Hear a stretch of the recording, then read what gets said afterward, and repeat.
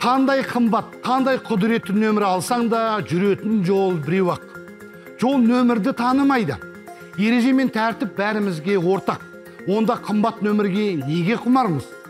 Мұның сырын бір білсе, сол жолда жүрген біздің көлеңкедегі кісі біледі. Содан сұрап көрейік. Ол біріншілік байлықтың белгісі, екіншіден мақтаншақтың белгісі ғой.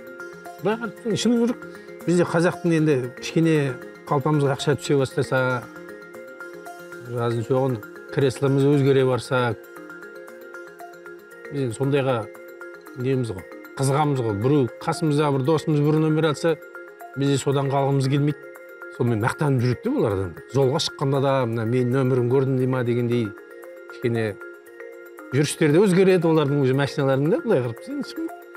Темірдің аты темір ғой. Оны сатып алғанда сен ол не әулие болып кетесің ба, бір не. Неше түрлі жағдайлар болып қалуы мүмкін ғой, да? Ол нөмірің сен оны о дүниеге алып кетпейсің. 3-4 жыл болды ол нөмірді қазір үкімет сатып отыр, кәдімгі заңды түрде көрсетіп қояды, құндарын бәрі белгілі, бәрі сатып алып отыр. Адам бар, сатып алатын жағдайлар бар, жігіттер бар, қыздар бар, біреулері сыйлық ретінде алып беріп отыр да. Есептеп отырса бірталай ақша түседі екен қазынаға, миллиардтап түсіп отыр.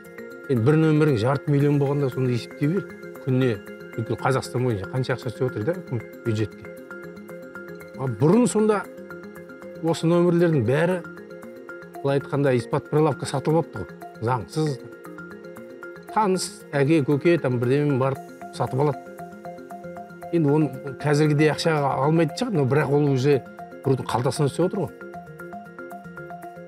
Сонда қаншама ақшада қазіргі миллиардтап түсіп отқанша, сонда ол миллиард сонда испат прилавка кетіп отқан болды біреудің қалтасына, да? Мен вообще қанша машина алып отырмын да, менде өзімде де машинам болды. Мен қарамайым, келген машина, өзі бұйырған нөмір, өзі ретімен келеді. Телефонға да сондай нөмірлер шығып отыр да. Золотые номера дейді, неше түрлі нөмірлер. Ол не керек? Мен соған түсінбеймін. Кредит алса да, бірдеменен сұрап алса да, ұрлап алса да, бірдемен соны алу керек, соған жету керек. Сондай бір мақсат бар.